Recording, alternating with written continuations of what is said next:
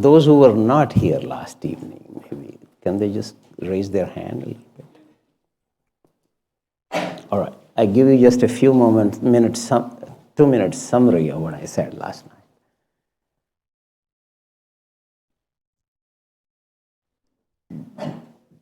There are two needs of our soul, perhaps slightly distinguished from the needs of the body, the mind. And those are need for knowledge and need for meaning.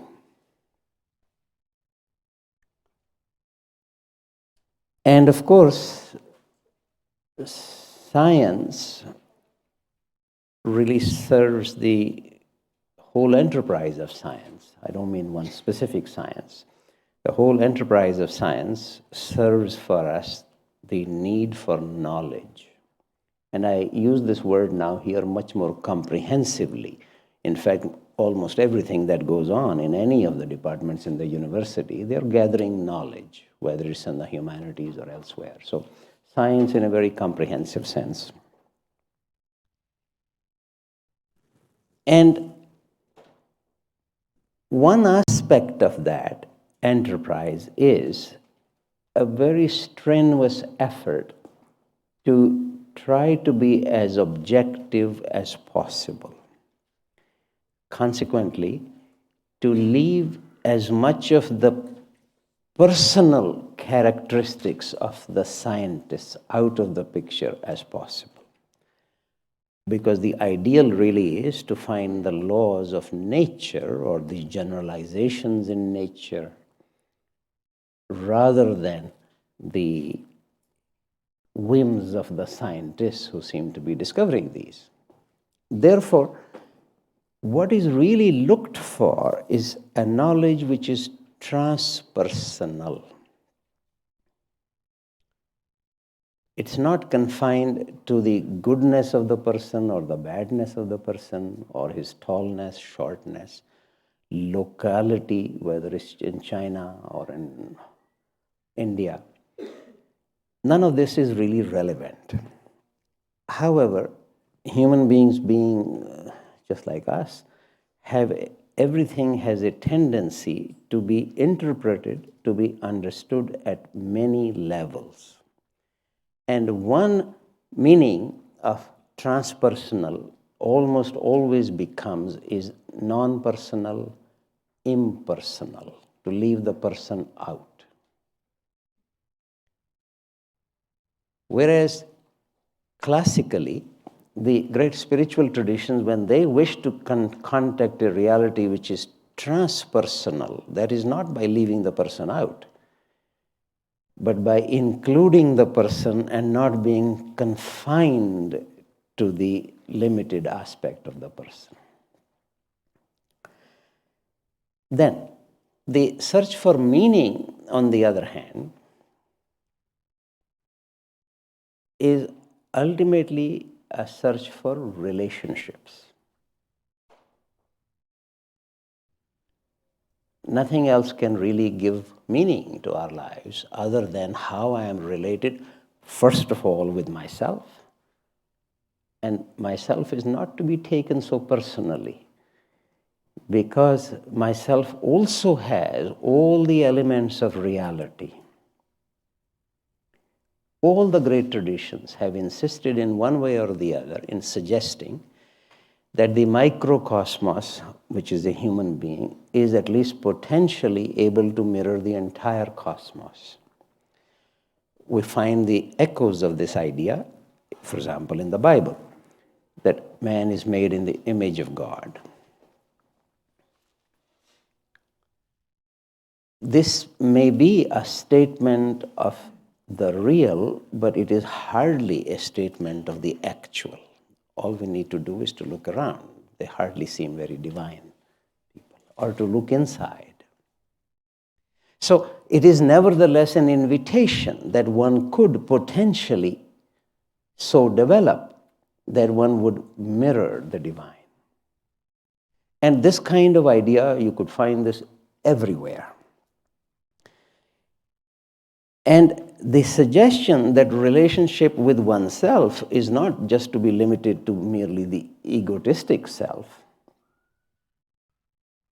but then, much more importantly, relationship with the others, what we generally tend to call nature, as if we were not part of nature. We are part and parcel of this, but usually we end up meaning by this relationship with the plants or the trees or the rivers or the whole planet. And the major ingredient of this relationship, the one aim, ideal of this relationship is love. And now I wish to just draw our attention to the ordinary fact that this is not a category which is really relevant to any of the fundamental characteristics or primary qualities in any of the scientific enterprise.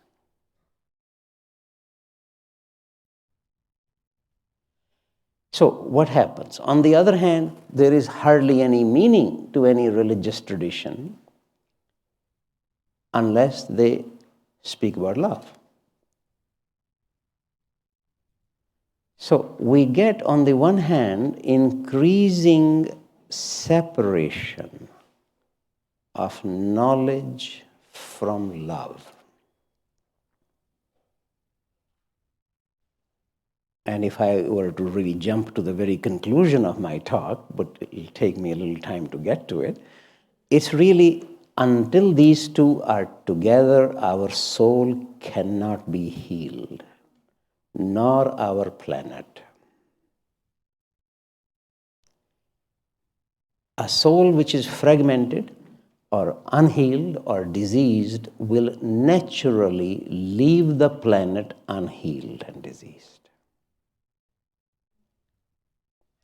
So now I return to filling out the details of this. So you can relax. You already know the conclusion of my talk. Really, in fact, it is very good to relax in any case, because everything I'm going to say, you already know.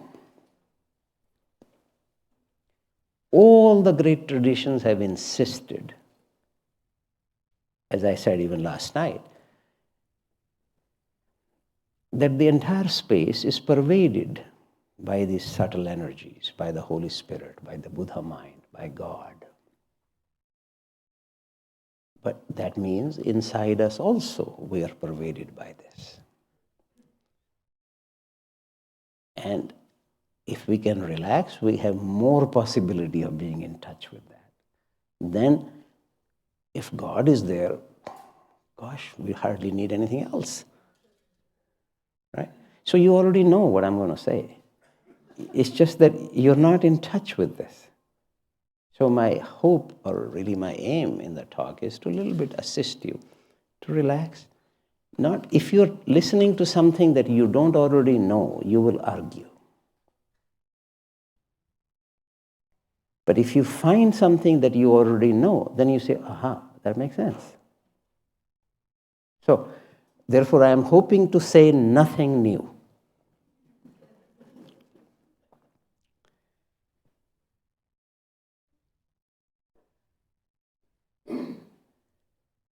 So, we have these two great needs, meaning and knowledge.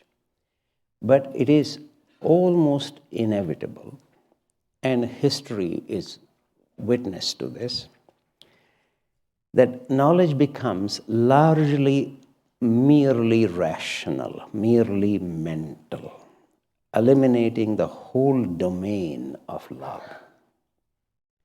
And religions, on the other hand, have a strong tendency to become merely sentimental,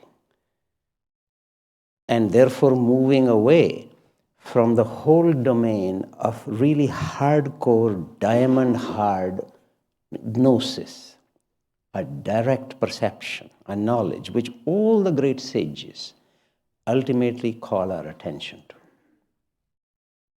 So this fragmentation is almost really according to quite natural laws of human psyche. Because to remain whole requires a constant active attention. And we are more and more inclined psychologically, always. This is nothing new. This was true at the time of the Buddha, at the time of Christ, which is why we constantly need great teachers to be reminding us of this, that it is part of the laws of our psyche that we just want to, we hear something nice and good, then we now want to just calm down and not do anything about it. Passivity of attention, just accepting something on some authority from somebody else, is really part and parcel of our psyche. So it's not that they are subject to this, we are all subject to this. And we can in fact investigate this if we are dedicated somewhat to an impartial self-knowledge repeatedly. So it is not surprising that the moment any of these things get institutionalized, organized in a certain way, there are tendencies. One of them is the separation of the mind from the heart, separation of knowledge from love, separation of knowledge from meaning. Love is really the main ingredient of meaning, relationships. So, therefore, I would like more and more to draw our attention to how these tendencies even begin. Let me give you some specific instances in history. Dante's Divine Comedy, 13th century, one of the greatest poets of humanity. And the whole Divine Comedy is a journey of the soul in various realms of being, from the deepest hell to the highest heaven that Dante is allowed to see. He doesn't claim this to be the very highest heaven, has sufficient humility, but he is guided up to a certain level. So now, I quote to you the very last 4 lines of the Divine Comedy. And this is his vision of the highest heaven. He says, "There my will and my desire were one with love, the love that moves the sun and the other stars."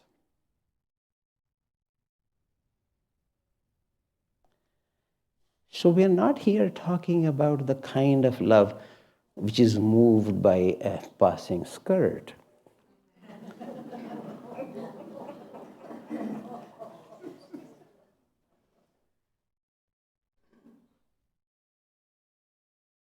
We're talking about something which is truly transpersonal, cosmological dimension of love, which, as Dante says, this is, of course, his vision of highest heaven. That, as Dante says, which moves the sun and the other stars. This is the force, this is the energy that keeps the cosmos in an orderly fashion. Now, first of all, a simple historical note.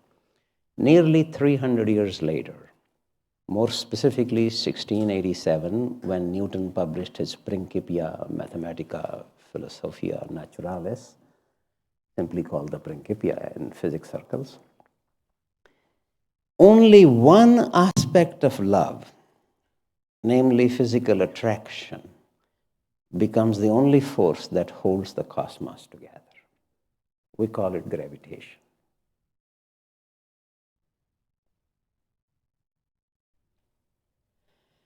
Otherwise, there have been repeated assertions everywhere in spiritual literature that the major force of the cosmos is love. More explicitly now, I quote to you from the New Testament, first letter of John, chapter 4, "God is love, and he who would come to God will come through love." It is important to take a moment to ponder about this, because God is love is a statement which is much stronger than saying God is loving.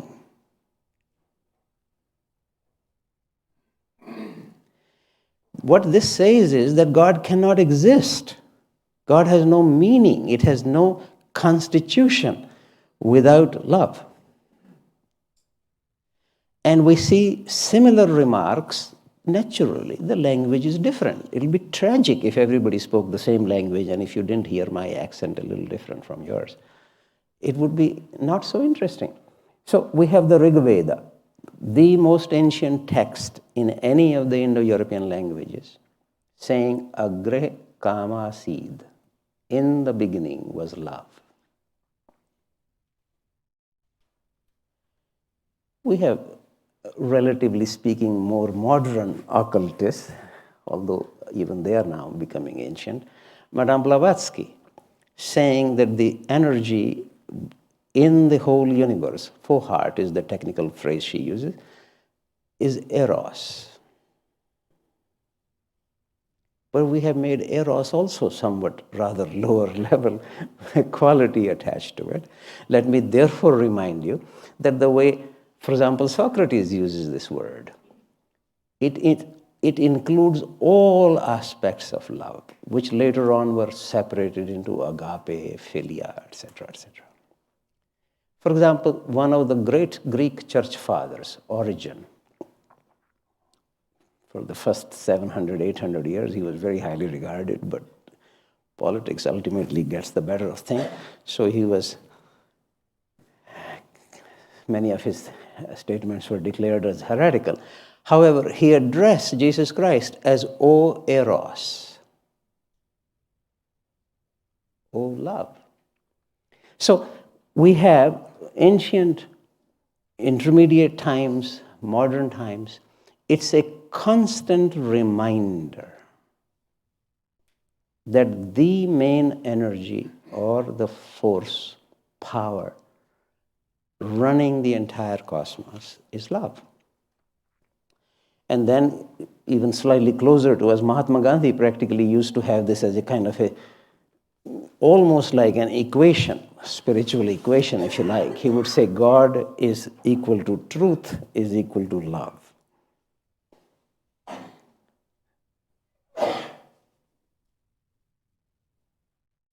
And the way our soul could be healed, and therefore planet could be healed, is by bringing these things which have become fragmented in us, and therefore reflecting this fragmentation outside us in the society, in our great enterprises of whether they are the churches or the scientific establishments, namely of bringing knowledge and love together. This is really what truth is. If either of these two elements is missing, it's not truth.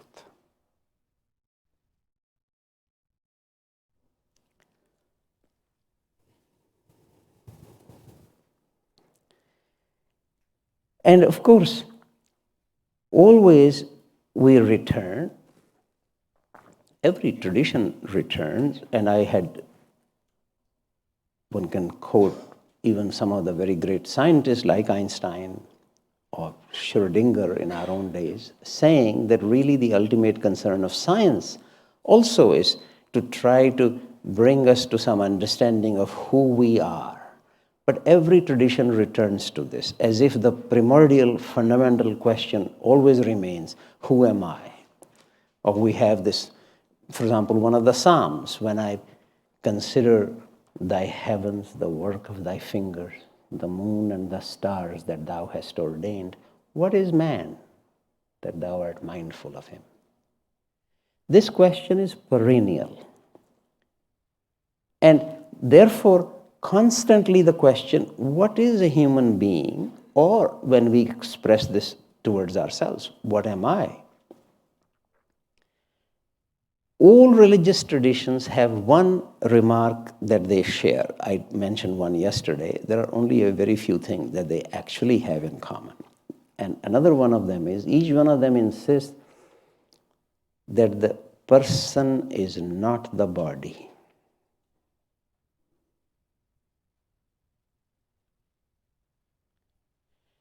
Consequently, any knowledge, however detailed, only of the body is not going to reveal the fundamental nature of the person. And it is precisely because of that, all religious traditions insist that when the body dies, the person does not die. Because the person is not only the body. That there is something transphysical, which is why, quite happily, the overall theme for this morning is metaphysical.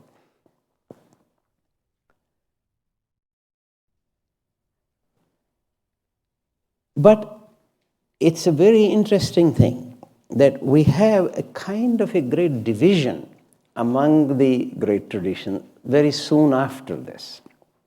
Having agreed that the person is not the body, then there comes a large division, which I would just like quickly to draw your attention to. And the division is more or less between the biblical traditions, manifesting as Judaism, Christianity, Islam, and the Indic traditions, manifesting as Hinduism, Buddhism, Jainism, Sikhism. And the division has to do with how is one to understand the nature of individuality. If I had much more time, I could elaborate this. However, so take my word for it for the time being, that in the Indic traditions, in general, there is so much emphasis on the oneness of everything that to hold on to individuality is regarded as a mark of ignorance. That they would say that our highest sages, and in fact this is actually true, all the great sages in India, without exception, come to this understanding and this articulation of this understanding that all is one. Oneness of all that exists. In Sanskrit, the phrase is ekatvam. This is almost a definition of a sage in India. To the degree they realize this in their guts, to that degree they are a greater sage. However, it is slightly surprising, one may say, that half of the humanity, sages of the other half, namely the biblical tradition, don't place that much emphasis on this. There, the emphasis is not so much on the oneness of everything there is, but it is really on the uniqueness of each being. Even in the presence of the Almighty, the prophets of Judea will argue. And occasionally get away with it. The dynamic energy that you find in those arguments, really the prophets of Judea are absolutely without match anywhere in the world scriptures for the total dynamic amount of energy involved in this. And now, of course, all of these traditions are very great, so you would find exceptions to what I'm saying. Everywhere, in fact, I could happily tell you exceptions. For example, Christ saying, "My Father and I are one." But you know what they did to him for saying this.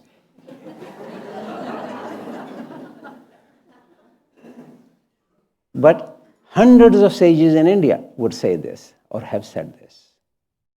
They are celebrated.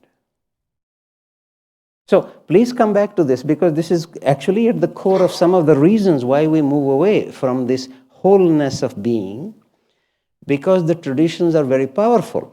And we all grow up learning a certain language. By language, I don't now mean English, French kind of language. I mean by this an emotional language.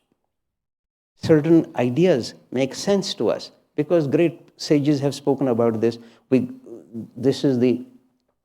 These are the readings we have from the scriptures or from the myths and fairy tales. They all more and more reinforce the message. So, in the biblical traditions, in general, one would say that to be rid of individuality is a mark of irresponsibility. That you need to stand up and be counted for your action. So now you can choose ignorance on the one side or irresponsibility on the other side. However, I am saying all this not to get so complicated about cultural history, but we are now in a moment of history on this planet where it really does require a special kind of imperviousness to remain ignorant of all the other great traditions. We can still manage, some of us, by bringing a missionary attitude, namely those whose opinions are different from us are just wrong. So therefore they should at best be educated, which means converted, and if they don't quite shape up, then they should be eliminated. But this is really not going to lead to much peace, which we can see.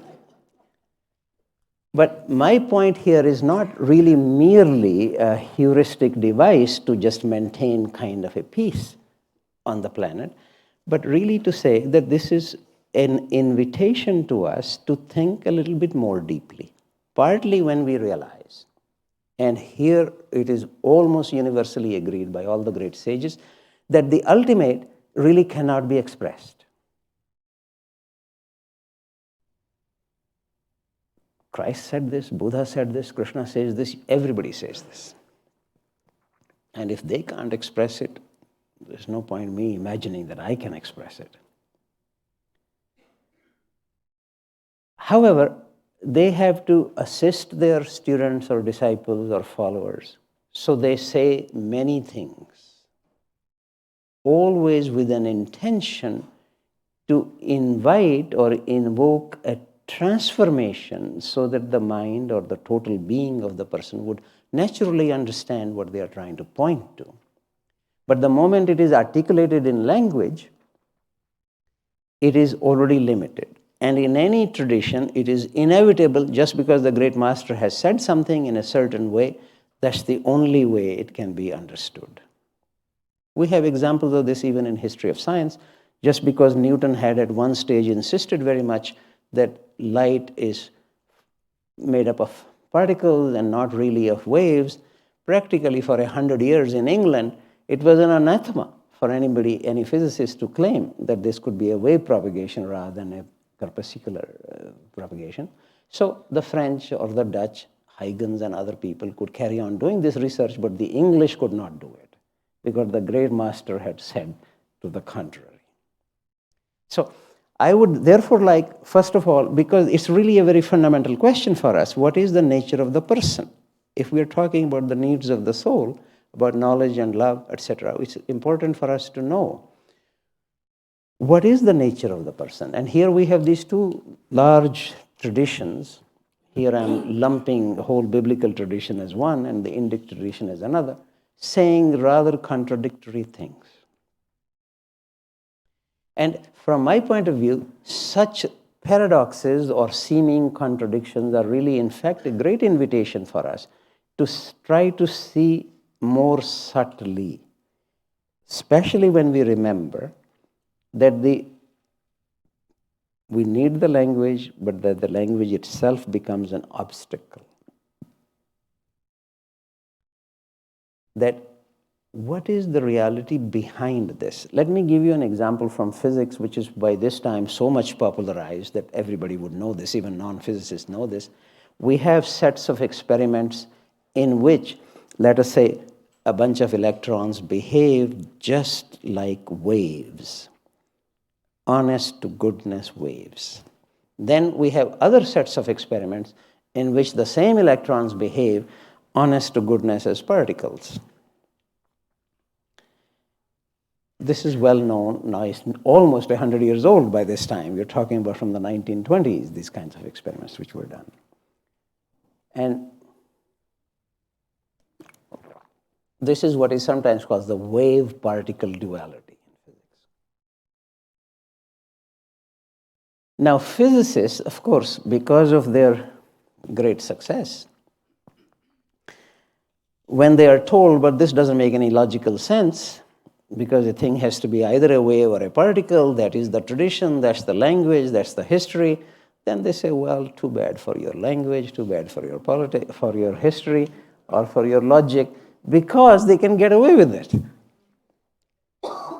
So sometimes then there are attempts to make larger kind of logic or deeper or higher multi-valued logic, etc., which is what we call quantum mechanics.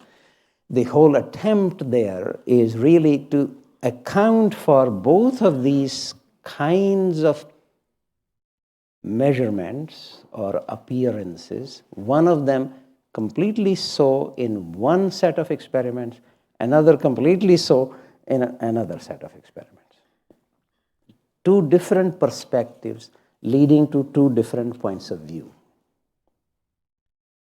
And so the physicists would simply really say that this used to be a joke, actually, in the physics circles in late, almost 1930s, 1940s even, that on Monday, Wednesday, Friday, these were particles, and on Tuesday, Thursday, Saturday, they were waves, and on Sunday, God rested.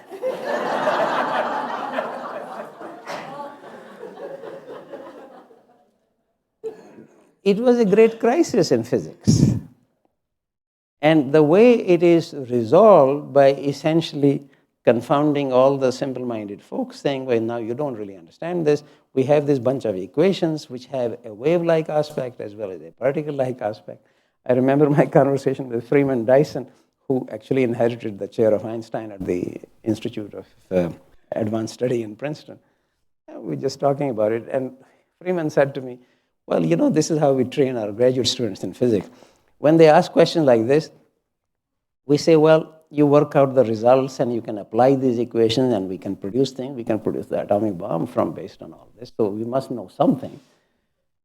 And if they still keep persisting asking this question, you say, well, you know, you should really study philosophy. And so a student sort of figures, well, physics is somehow more interesting, or exciting, so they continue and they stop asking these questions. But those who still persist in asking these questions, they gradually leave physics. So it really is partly the case that the questions remain, but our ordinary logic and our ordinary language can't cope with this. But therefore, it is easier for physicists to, as I said, they can get away with it by saying that we need a special kind of logic. That may not make ordinary sense, but it is still true, because we can make measurements based on this, we can develop weapons, we can make many other things. So there is clearly some truth in all this.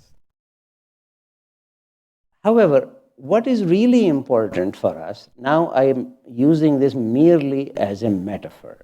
We can see that just as in physics we have experimental setups which give us two different perspectives. Similarly, in the world of spiritual discourse, we have the Indic perspective based on its own history, its own language. Similarly, we have the biblical perspective. And it is not very helpful, certainly not very generous, to just insist that half the sages in the world just got the matter wrong.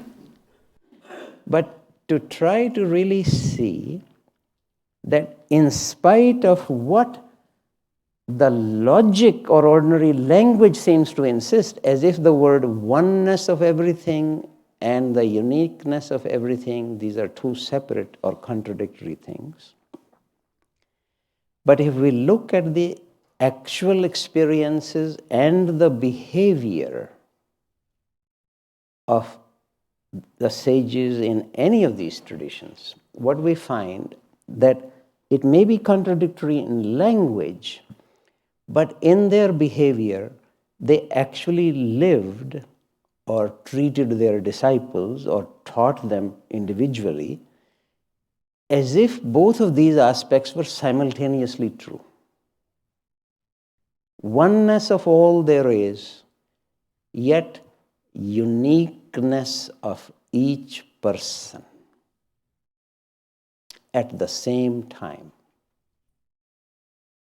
So almost as if individuality has to be like, it can be like waves, spread out, therefore inclusive, oneness, but it can be more particle-like, in that sense becomes exclusive, completely my uniqueness, your uniqueness. That true individuality will consist of both of these aspects. And we have constant testimony from all the sages, if we actually look at their behavior, not what they say, because that just gets codified and further honed, and one aspect is continued in the tradition. The other gets slightly shorter shrift. But if we look at their behavior, their own attitudes, then we find this very interesting situation, almost paradoxical, that what they actually live is a combination of both things, oneness and uniqueness at the same time.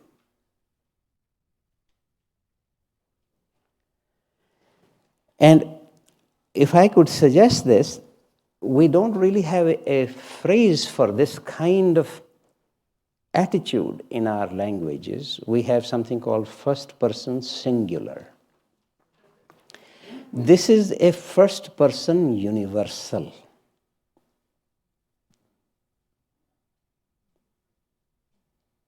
That this is really what their behavior actually corresponds to. We have, just to give a completely external sort of example, the same gospel in which it is reported that Christ said, "My Father and I are one," people forget. He also said in the same gospel that my Father is greater than I.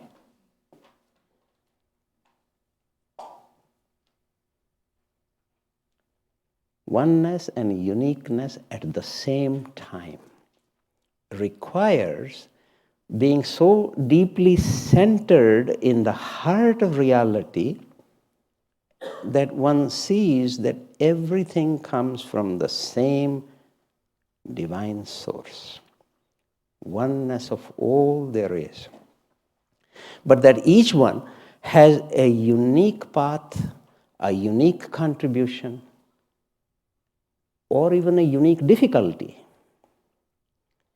And therefore a requirement for a unique teaching, a unique yoga, and also their own completely unique contribution to the celebration of the glory of God. All of this at the same time.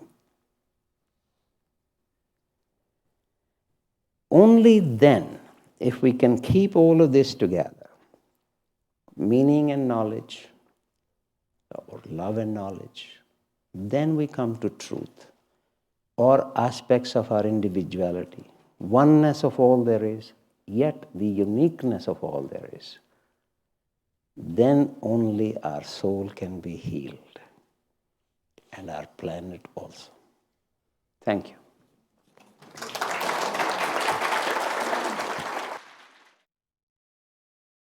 Don't really even feel obliged to be sort of asking a question with a sign of interrogation at the end of it. You don't need to interrogate me. Nor a question needs to be an inquisition. But it can be a participation. Please. You spoke about love being the constructive energy in the universe. Could you speak a little bit about the destructive energy? Yes, whenever there is fragmentation. Actually, one of the very, I think, an extremely insightful whole series of comments of Krishnamurti, one of them was, whenever there is partiality, there is violence.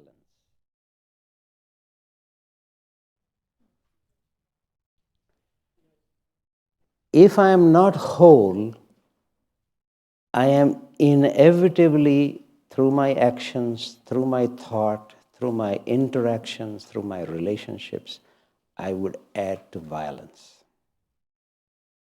So, destructive aspects of this energy really arise when we are not whole. Or at least, maybe one should also remember this great comment of Christ, no one is good but God. Where to be whole is an ideal, but at least if one is searching towards that, then there is less and less violence. Otherwise, it is inevitable. There will be destruction. That our science, with all its absolutely marvelous understanding, discoveries, inventions, would actually lead more and more to destruction precisely when we separate knowledge from compassion. I use the word love, but it's really a whole series of things, right? So when it is separated from them, when we are not at the same time finding ways of cultivating compassion in our scientists, it's inevitable that it will lead to destruction. Just to remind you of something, a rather disheartening fact, more than 85% of all the physical scientists in the world work either for military or for the industry. But it could also be a search for truth. It is, for the very greatest scientists, it is in fact the case. So, maybe some of you know Simone Weil, a fiery French mystic of the 1930s and died in the 1940s, early 40s. She was a very deep student of history of ideas. One of her remarks, which I actually find almost constantly disturbing and worth pondering over, is that given the procedures and the suppositions of science, which she largely means physics in that case, a Galileo will inevitably lead to an Auschwitz.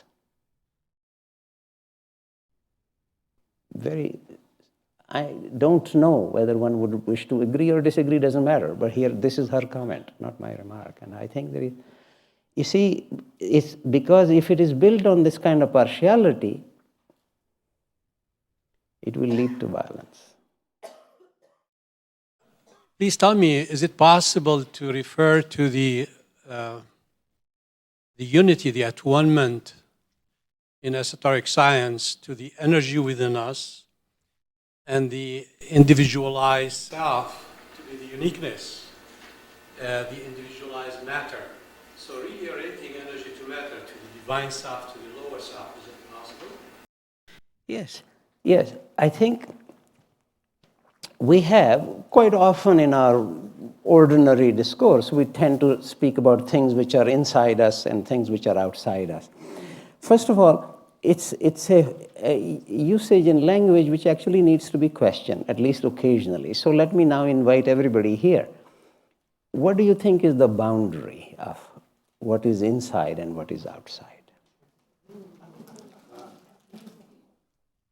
Is it our skin?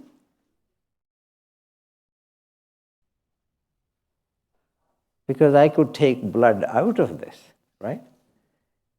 So the interior can easily become exterior. And the air which we are now breathing enters into my lungs, comes out, then enters into somebody else's lungs. And if we had cattle around here, it will also enter into their lungs and will come out. What is inside? What is outside? Especially if we look at the history of physics, much more than any of the other sciences, because in physics there is a certain kind of precision, and you see there an amazing thrust towards a unification of various forces. To give a very simple example, electricity and magnetism being unified into one energy, then light also to that energy. Then later on, space and time towards that energy. Then matter and energy towards one unity. then space, time, and matter, energy, all of them into one set of equations. You see the kind of thing I mean? This has been really the history of physics. History of physics is a whole thrust towards progressive unification, or as I said yesterday, so that fewer and fewer equations would be, or fewer and fewer laws also, or forces would be required to say more and more about our cosmos. And this is, of course, very much also an urge of our mind, not to be dispersed in the many, but to see the many as an aspect of the one. So there is very much an isomorphism of psychology and cosmology.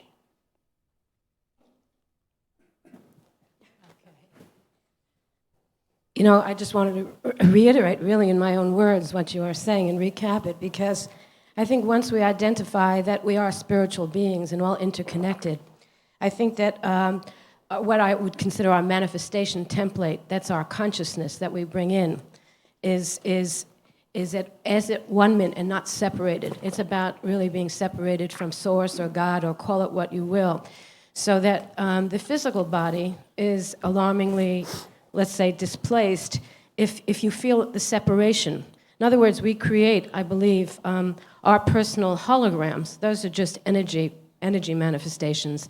And when they are out of kilter, it affects our energy field, which really cascades into our physical body. So it's all about unity. What I do to you is really affecting myself. What I do to the environment is affecting me as well. We are all one. We are all in unity, interconnected. And that's what you said, really. Just, I guess. But you said it different much words. more nicely than I did. Oh, I don't know about that.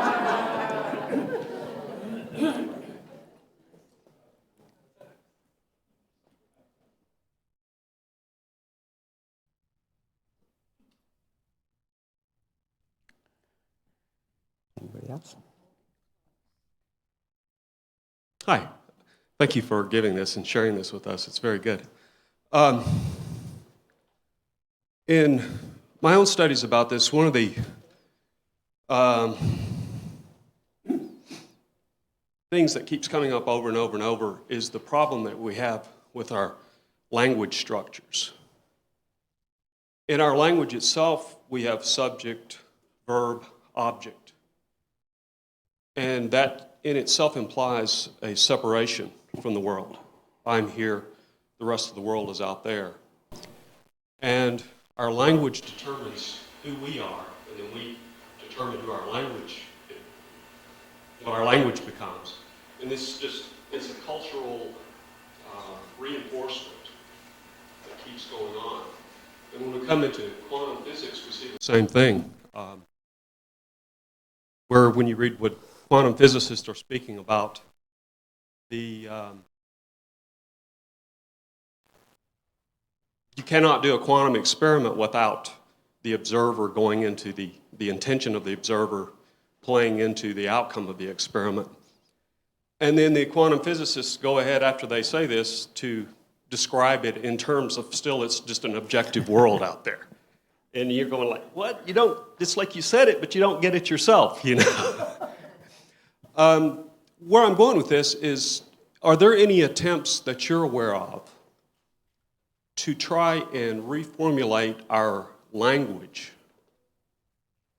to reflect this deeper reality that you're speaking of, that we're all aware of, so that we don't get caught in our everyday way of looking at the world when we're speaking to others, when we're reading books and so forth, and get pulled right back into this subject and object way of looking at the world. You know, the mystics and sages and so forth always just say, it's ineffable.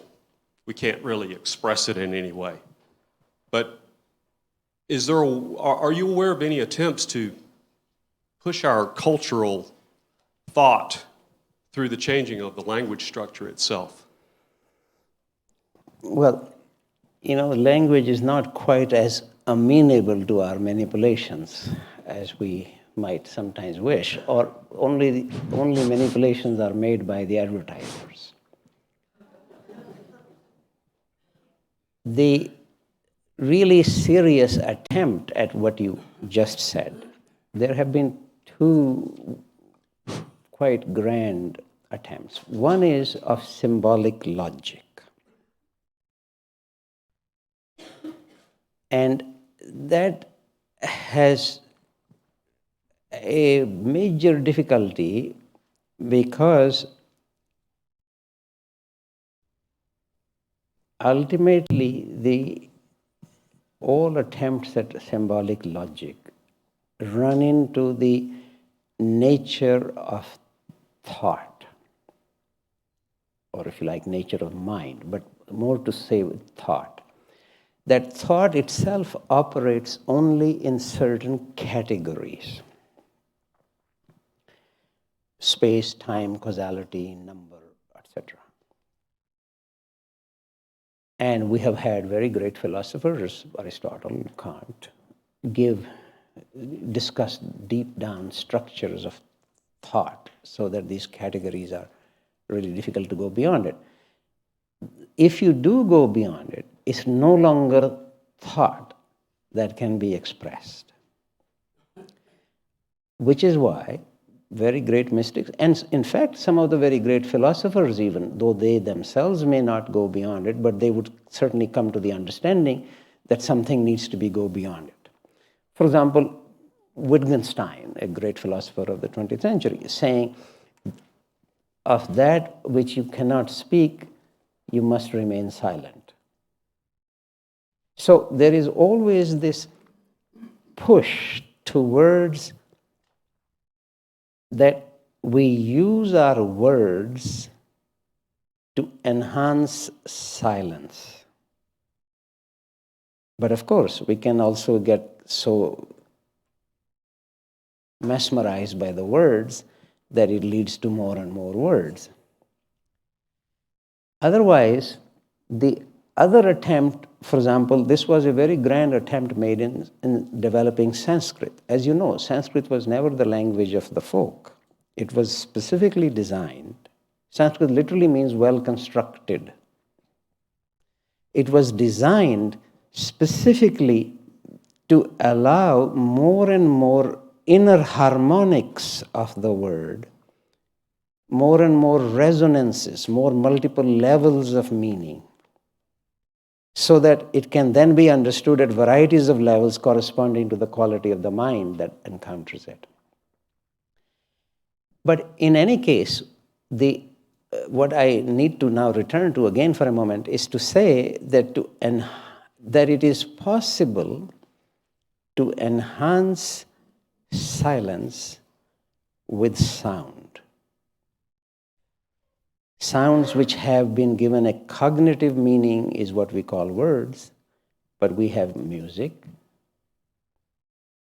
And what is actually important to really appreciate, and here I invite your attention to your own experience, to see that silence is not opposed to sound. If you actually go, let us say, in the wilderness and take a sound meter with you, you can record an enormous amount of sound. Birds chirping, the rivulets flowing, trees. But there is an increasing silence. You sometimes hear people, when they say something, it increases silence. Because then we begin to realize that silence is really a quality of being, which is a lack of discord, a lack of violence.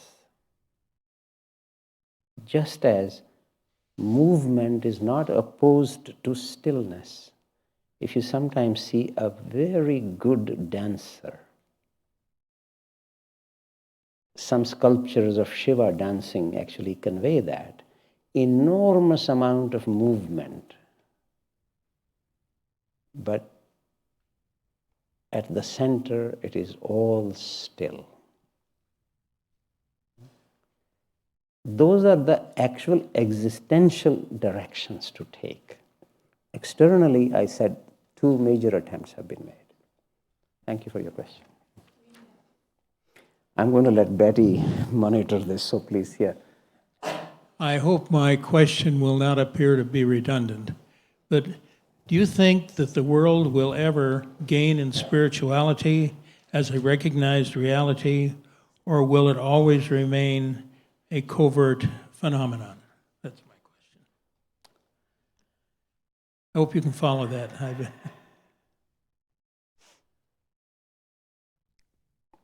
Well, the facts of the matter seem to be towards pessimism. But something in me just doesn't feel happy about being pessimistic. And so completely irrationally, I feel really rather optimistic. There is certainly no obvious ground for this optimism, except to say, this ground may not be so obvious, but to me it seems obvious. Any really serious things on this planet cannot not be without notice from forces or energies or presences which are higher. Of course, human beings always have an enormous responsibility. I tried to say that last night as well, in a summary way, that without God it cannot be done, without human beings it will not be done. And therefore, it's not a matter that we can just let them do it. Nevertheless, if we keep imagining that we need to get so worked up about it, about our responsibility, etc., and therefore become at all completely out of touch with these subtler forces, then we are not actually helping the cause. To assist the spirituality to emerge on the planet here, we, each one of us individually, first of all, need to make room for a periodic contact with that kind of level. And meanwhile, to do whatever we can externally. But real action is from above.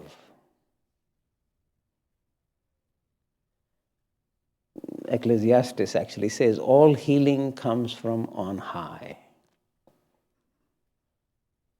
And if we lose touch with the on high, it doesn't matter. Whatever the heck we do, it would remain partial and therefore violent.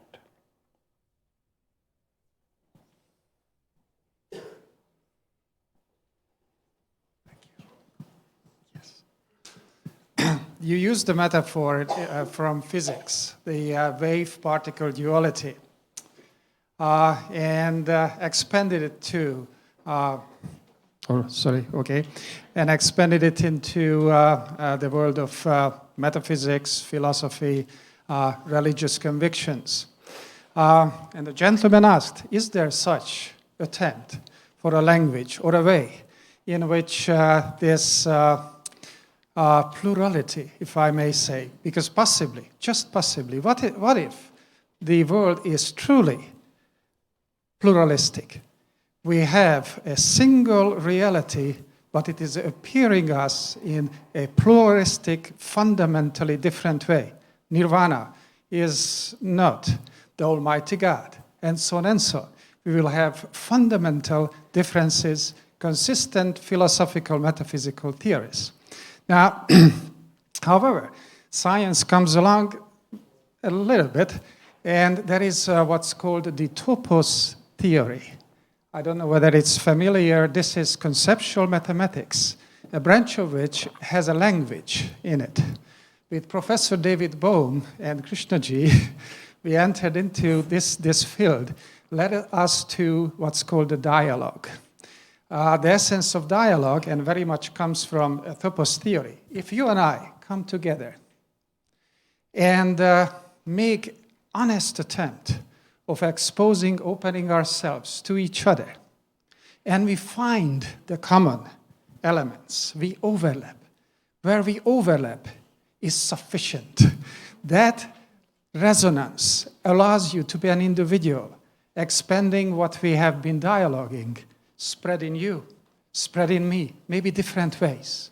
And we come together over and over again in friendly dialogue of openness. I feel that's the real issue of this world. How does Islam, a culture, talk to Christianity? Not some assumed philosophical similarity, but in this very active way. I think that's what I propose here. The language is you and I come together in friendship, openness, and in that very act, maybe even science. Tapas Theory is quite all right, by the way. It has rules in it, logic rules, which can be, in fact, metaphorically used. So that's my comment. Is this kind of a development in, I think it's quantum gravity, quantum loop theory, where Tapas Theory is used, a world which is fundamentally relational. That's my proposal here. Thank you for your comment. And clearly, dialogue is really always at the heart of the matter. Merely one comment, and this is not something that you necessarily were pressing. It's not really Islam that needs to come together and dialogue with Christianity. It's some of us who happen to be Muslims need to talk with some of us who happen to be Christians.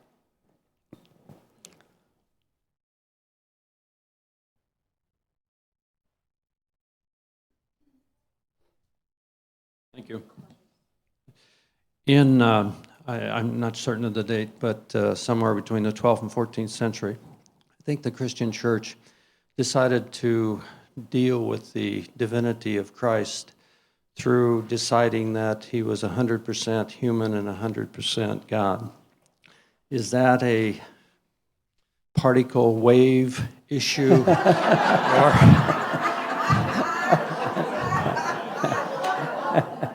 is there a better way of somehow or other understanding that? Actually, in spite of the fact that people are laughing, it's a serious matter that he's raising. You know, when we speak about mysteries and really nature of Christ or nature of God or the Trinity or Atman is Brahma, these are, or to say God is love, these are great mysteries which cannot really in fact be solved by any kind of a logical rendition or gathering of this fact or that fact. All that is sometimes necessary to more or less to get over the ordinary agitations of the mind. But these mysteries always need to be contemplated with a different quality of the mind.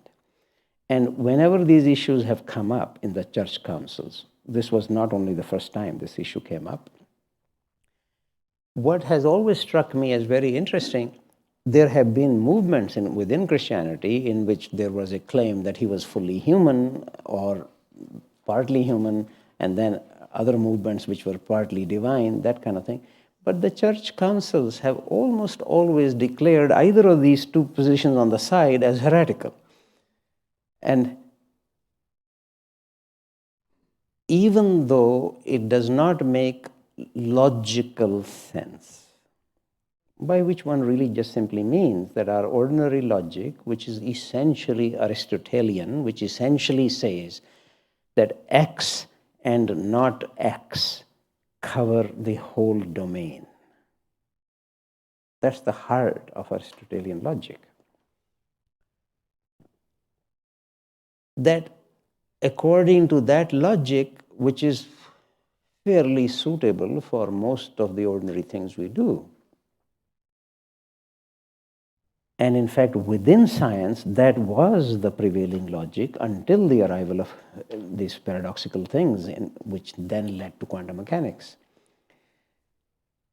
However, therefore, because the church fathers or these council members are obliged to make some kind of a statement, so what they do is to keep both sides of this paradox simultaneously there, even though it may not make a logical sense.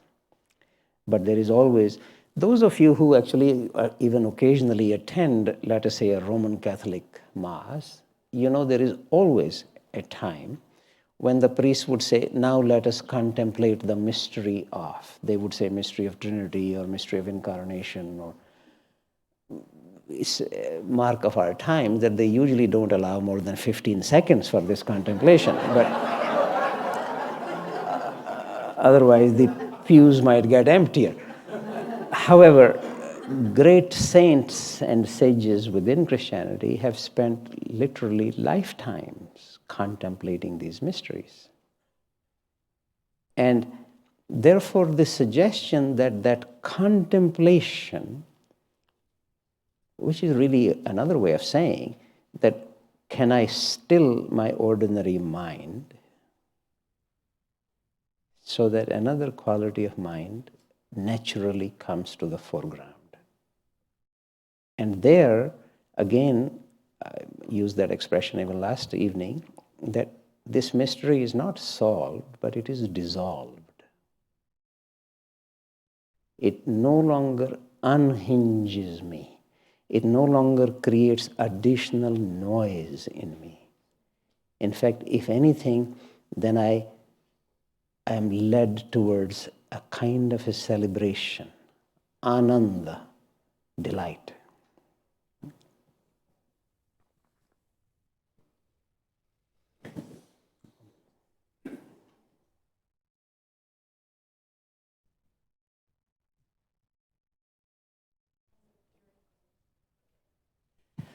I want to ask a little bit more about the language of truth. So I'm wondering if the language of truth is realized and the duality of the world is resolved through the vibrations we generate by the subtle body and then the sensations that are felt by the physical body. Just if you could talk a little bit about that, and is that how we resolve this limitation of language, is basically through the silence that we actually experience through the physical and the subtle energy, or the physical body and the subtle energies? Yes. You see, part of our difficulty in even raising these questions, that we are right now, for example, actually not dancing, we are talking. And because we do have other languages. After all, painters are doing something, sculptors, musicians, dancers, that these are all different ways to approach which in one way or the other is inexpressible. It may remain inexpressible also in dance, also in music, but at least different dimensions of it become slightly more easily available. But more specifically, coming to the remark you're making, it is actually part and parcel of all spiritual disciplines. And I'm not talking about religions. Spiritual discipline is a very serious matter. It always requires practice. It is part and parcel of them that we need also to bring our bodies and feelings and minds to bear on it. Therefore, always there is a certain training of all of these aspects, how one sits, how one stands. Now, I give you this only as an example from a classical scripture. In the Bhagavad Gita, after Krishna has just been saying something about Arjuna, about the person who is sthita prajna, whose mind is steady or his attention is steady. Arjuna asks him not what kind of fancy ideas this man has, such a person has. What he actually asks is very interesting. How does such a person sit? How does he stand? How does he walk? So it is important not to dismiss any aspect of our being. All of it is relevant. Total response.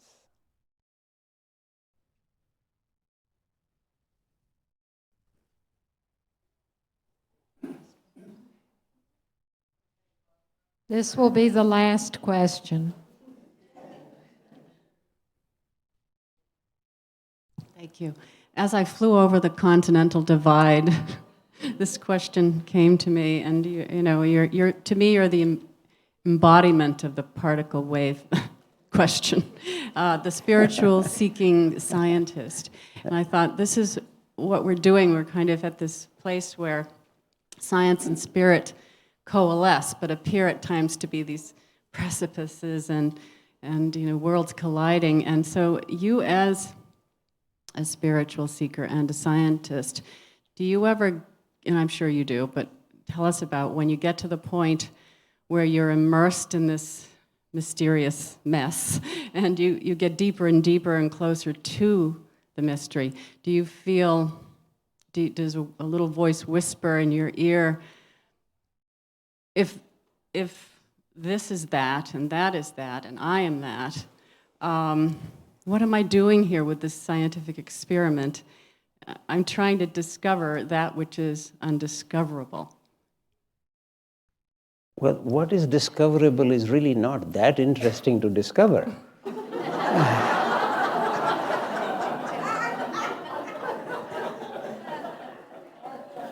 I think it's really part and parcel of our human spirit. I am maybe really not that spirited, but we have had great voyagers in science as well as elsewhere in other things, where it really is actually at the edge that it is very interesting. At the edge not only of the known and the unknown, that itself is interesting, but at the edge of the knowable and the unknowable. That's more interesting.